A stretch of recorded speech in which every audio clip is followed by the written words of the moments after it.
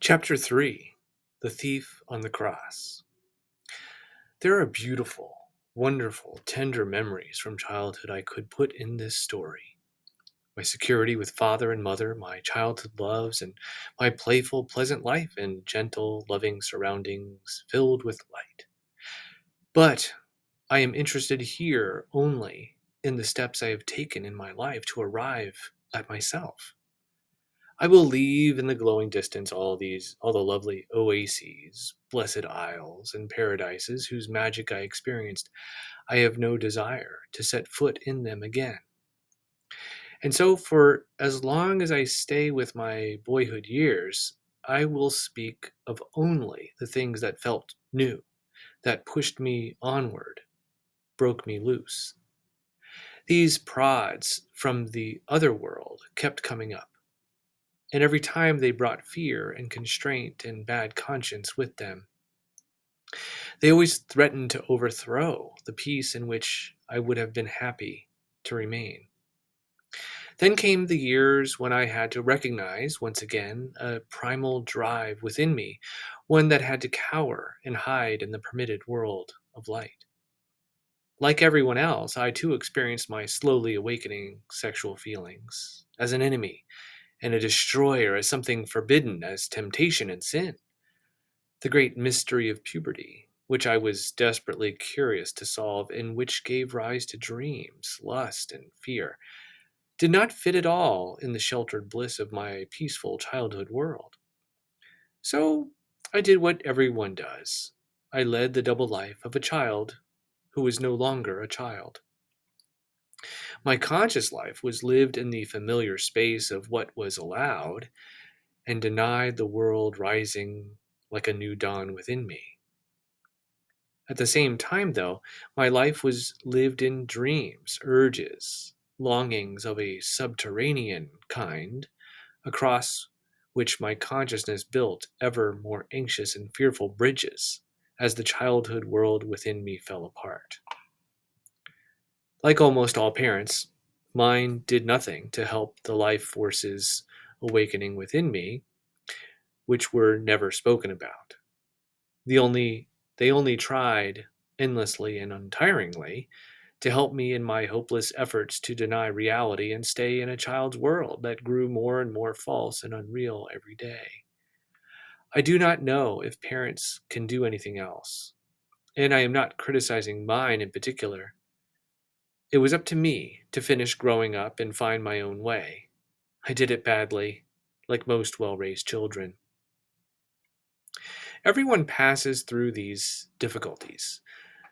For the average person, this is the moment when the demands of his life come into the starkest conflict with his environment, when he has to fight hardest to make his way farther along his path. Many people experience the death and rebirth that is the destiny of us all only this once. As childhood rots from within and slowly disintegrates, as everything we have grown to love abandons us, and we suddenly feel the solitude and deathly cold of the universe around us. And very many people remain stuck at this hurdle their whole life long, desperately desperately hanging on to the irretrievable past and clinging to the dream of a paradise lost, the worst and most deadly of all dreams. Let us return to our story. The sensations and mental images with which the end of childhood proclaimed itself in me are not worth telling here. The important thing was that the dark world, the other world, was back. What had once been Franz Kromer was now a part of myself. At the same time, the other world outside me was gaining more and more power over me too. Several years had passed since the incident with Cromer.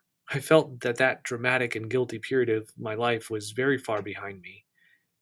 It seemed like a nightmare that had not lasted long and had vanished without a trace. Franz Cromer had long since ceased to mean anything in my life, to the point that I barely noticed when I did run into him. The other main character in the tragedy, though, Max Demian, never again left my life completely. For a long time, he stayed on the margins, in view, but not having any effect on me.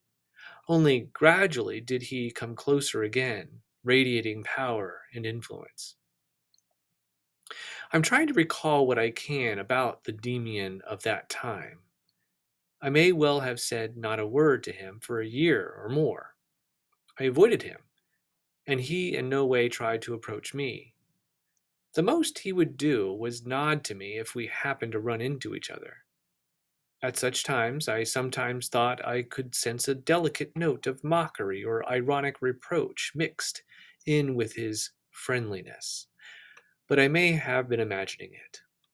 It was as though the episode I had been through with him and the peculiar influence he had exerted on me were completely forgotten, by him no less than by me. As I try to recall him now, I can see him. He was there, and I did notice him. I see him going to school, alone or between two other older students, and I see him walking between the others like an exotic creature, solitary and silent, like a distant star surrounded by a different air of his own, living under his own laws. No one liked him, no one was close to him. Only his mother, and even with her he seemed to behave like an adult, not a child. The teachers had as little to do with him as they could. He was a good student, but not eager to please, and now and then we would hear a rumor about something he had supposedly said to a teacher, some comment or backtalk as rude and challenging or sarcastic as could be. I close my eyes and think back now, and I see his image rise up before me. Where was that? Yes, there he is.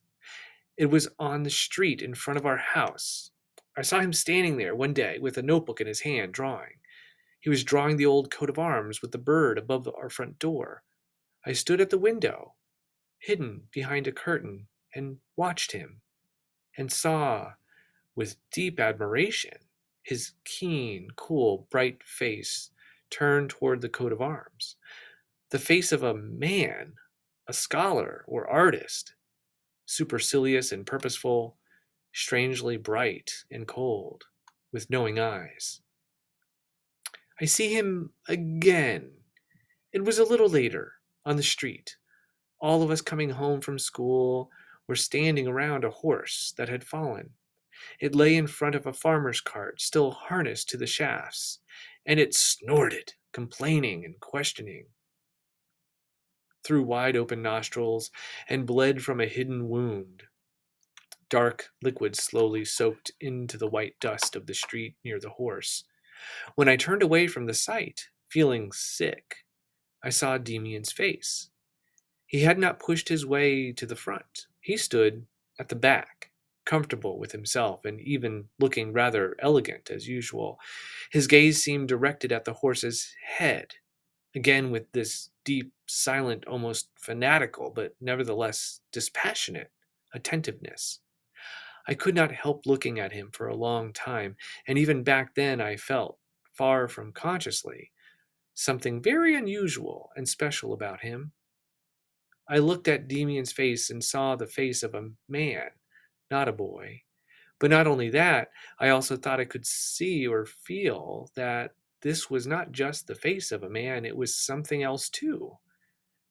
There seemed to be something of a woman's face in it as well. In fact, the face seemed to me for a moment neither manly nor childlike, neither old or young, but somehow millennial, timeless, marked with different spans of time from the ones we lived in. Animals might look like that, or trees, or stars. I didn't know. I didn't feel precisely what I would say about it now as an adult, but I felt something like that. Maybe he was beautiful. Maybe I was attracted to him and maybe repelled too. There was no way to decide that either. I saw only that he was different from us. He was like an animal, or like a spirit, or like a picture. I don't know what he was, but he was different, unimaginably different from us all. My memory tells me nothing more. Maybe this scene, too, is partly made up of later impressions. Only when I was several years older did I finally come back into closer contact with him. Demian had not been confirmed in church with the rest of his class, as was customary. Here, too, all sorts of rumors had immediately sprung up. It was whispered once again around school that he was a Jew, or no, a heathen, and still other students were sure he was an atheist. His mother, too, or a member of some kind of legendary evil sect. I feel like I also heard people say they suspected he and his mother were lovers. In any case, he had presumably not been raised religiously up until then, but they must have decided this might cause problems for his future, so his mother decided to have him confirmed after all, 2 years later than the other boys at his age. That is how it happened that he was my classmate for months in confirmation class. For while I avoided him entirely, I did not want any part of him. I'm sorry, for a while I avoided him entirely. I did not want any part of him, completely shrouded as he was in rumors and secrets. The truth, though, was that what bothered me was the feeling that had stayed with me since the Cromer affair, that I owed him something. And I was busy enough with my own secrets just then. For me, confirmation class coincided with the period of decisive revelations in sexual matters, and despite my best efforts, these revelations interfered drastically with my interest in religious instruction. The things the pastor spoke of lay at a great distance from me, in a silent, sacred unreality. However beautiful and valuable they were not at all urgent or exciting, while these other matters possessed those qualities in the highest degree. The more this circumstance made me indifferent to confirmation class, the more interested I became in Max Demian again. There seemed to be some kind of bond between us. I need to retrace this connecting thread as carefully as I can. As far as I can recall, it first formed in class early one morning, when the lights were still turned on in the classroom. Our religious instructor had arrived at the story of Cain and Abel. I paid hardly any attention. I was sleepy, barely listening. Then the pastor raised his voice and began speaking forcefully about the mark of Cain. At that moment, I felt a kind of touch or admonition. I looked up and saw Demian's face turned toward me from the front row of desks, with a bright, meaningful look in his eye, an expression which might have been either mocking or serious. He looked at me for only a moment, and suddenly I was listening intently to what the pastor was saying. I heard him talk about Cain and his mark and felt the knowledge deep inside me that what he was teaching was not how it really was, that it was possible to look at it differently, that criticism was possible. From that moment on, the connection between Demian and me existed once again. And strangely, no sooner was this feeling of a spiritual bond there in the soul than it was almost magically transposed into physical space as well. I didn't know if he had done it or if it was pure chance. Back then, I still believed in chance. But after a few days, Demian had suddenly moved to a different seat in religion class, directly in front of me. I still remember how happy I was, surrounded by the horrid morning air of an overfilled schoolroom that reeked like a poorhouse, to breathe in the fresh, clean smell of soap from his neck. After another couple of days, he had changed seats again and was now sitting next to me, and that was where he stayed through the winter and all spring. The class was entirely transformed. It was no longer soporific and boring. I looked forward to it. Sometimes we both listened to the pastor with the greatest interest. One glance from my neighbor was enough to call my attention to a remarkable story or strange proverb, and another glance from him, a very particular kind of glance, was enough to put me on alert and awaken my doubt and critique. Often, though, we were bad students who didn't listen at all. Demian always behaved well around his teachers and fellow students. I never saw him playing schoolboy pranks or laughing out loud or whispering in class. No teacher ever had to reprimand him, but he knew how to communicate with me more with silent signs and glances than with words, and the thoughts and ideas he shared with me were sometimes very strange. He told me, for example, which of the students he found interesting and how he was studying them. He had very exact knowledge about some of them. For example, he would tell me before class, "When I give you a signal with my thumb, so and so will turn around and look at us," or scratch his neck or whatever it was. Then during class, usually when I had almost forgotten about it, Max would suddenly turn to me and make a conspicuous gesture with his thumbs, and I would quickly look at the student he was pointing to, and every time I saw him making the predicted gesture like a puppet on a string. I nagged Max to try it on the teacher sometime, but he didn't want to. One time, though, when I came to class and told him I hadn't done my homework, that I really hoped the pastor would not call on me, he helped me. The pastor looked around for a student to recite a section of the catechism, and his roving gaze rested on my guilty face.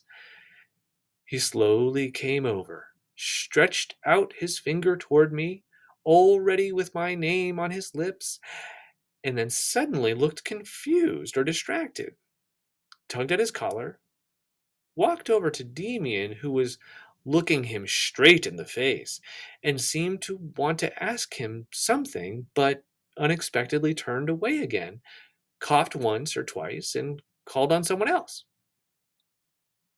These games amused me very much. I noticed only gradually that my friend often played the same kind of trick on me. It happened sometimes on my walk to school that I would suddenly have the feeling that Demian was walking behind me, and when I turned around, there he was. "Can you really make other people think what you want?" I asked him. He readily answered, calmly and objectively, in his usual adult manner. "No," he said, "no one can, because we do not have free will, even if the pastor pretends we do. Other people can't think what they want, so I can't make them think what I want. But it is possible to observe someone closely enough that you can say, sometimes rather precisely, what he's thinking or feeling. And then you can usually predict what he's about to do. It's very easy. People just don't know how. It takes practice, of course. Let me give you an example. Among butterflies, there are certain species where the females are much rarer than the males. They reproduce just like other animals, with the male fertilizing the female, which lays eggs. Now, if you have a female of one of these species, scientists have tested this many times, the males come flying toward this female all night, sometimes from hours away. Hours! Just think. From miles and miles away, these males feel the presence of the female in the area. People have tried to explain the phenomenon, but it's difficult. They must have a kind of special sense of smell or something, the same way good hunting dogs can pick up and follow imperceptible traces. Do you understand? Nature is full of such things that no one can explain. Now, I say, if the females were as common as the males, this species of butterfly would not have such a sensitive sense of smell. They have it only because they've trained themselves to have it. If an animal or a person directs his whole attention and will at a particular thing, he attains it. That's all it is. And it's the same with what you're thinking. If you look at someone closely enough, you will know more about him than he knows himself. The word mind reading was on the tip of my tongue. I was about to utter it and remind him of the incident with Cromer that lay so far in the past, but that was another odd thing between us. Neither he nor I ever made the slightest reference to this decisive intervention he had made in my life. It was as though there had never been anything between us, or as though each of us firmly believed the other had forgotten it. Once or twice we even ran into Franz Cromer when we were walking down the street, but we exchanged not a glance, not a word about him. "What do you mean about free will?" I asked. "You say we don't have any, but then you say that you only have to direct your will firmly towards something and you'll get it. That doesn't make sense. If I'm not the master of my own will, then I can't direct it here or there however I want." He clapped me on the shoulder. He always did that when I pleased him in some way. "It's good you asked," he said with a laugh. "It's important to always ask, always doubt. But the answer is very simple. If one of our butterflies tried to direct his will toward a star or something, he couldn't do it. It's just he never tries to. He seeks out only what has value and meaning for him, what he needs, what he absolutely must have. And then the unbelievable happens. He develops a magical sixth sense that no other animal has. We humans have a wider range, certainly, and more interest than an animal, but we too are stuck in a relatively narrow circle and cannot break free of it. Of course, I can imagine this or that, decide that I absolutely have to reach the North Pole or what have you, but I can will it strongly enough to actually accomplish it if the wish lies entirely in myself, if it truly, completely corresponds to my nature. When that happens, when you try to follow a command from within, then it works. You can harness your will like a good workhorse. For example, if I got the idea into my head that I wanted to make our pastor stop wearing glasses, it wouldn't work. That would just be playing games. But back in the fall, when I made the firm decision to be moved from my desk up in front, it worked perfectly. Suddenly, someone showed up who had been sick until then. He was ahead of me in the alphabet, and since someone had to move to make room for him, it was naturally me who did it, because my will was ready to take the opportunity as soon as it came up. "Yes," I said. "It felt very strange for me, too. As soon as you and I took an interest in each other, you came closer and closer. But how? You couldn't sit next to me right away. You sat a few rows ahead of me first, didn't you? Then what happened?" It was like this. When I first felt the urge to move, I didn't quite know where I wanted to go. I only knew that I wanted to sit farther back. My will to sit next to you was there, but I wasn't conscious of it yet. At the same time, your will was exerting its force and helped me. Only when I was sitting right in front of you did it occur to me that my wish was only half fulfilled. I realized what I actually wanted all along was to sit next to you.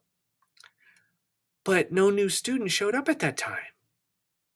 "No, but I just did what I wanted and sat down next to you. The boy whose place I took was surprised, but what was he going to do? He moved. The pastor noticed that something had changed. In fact, every time he calls on me or looks at me, something secretly bothers him. He knows my name is Demian and that it's wrong for a D to be sitting all the way back here with the S's. But it never forces its way into his consciousness because my will opposes it, and I always prevent it from happening. He keeps noticing something is wrong. He looks at me and starts to study me more carefully, the good man. But every time that happens, I do the same simple thing. I look him very, very straight in the eye. Almost no one can take that well. They all get nervous. If you want something from someone and you look him straight in the eye and he doesn't get uncomfortable at all, then give up. You'll never get what you want from him. Never. But that very rarely happens. In fact, I only know one person this strategy doesn't work on. Who? I asked quickly. He looked at me with the slightly narrowed eyes he always had when he was thinking about something. Then he looked away and didn't answer. And despite my burning curiosity, I was unable to repeat the question. But I think he meant his mother. He apparently lived on very close terms with her, but he never talked to me about her and never invited me over to his house. I barely knew what his mother looked like.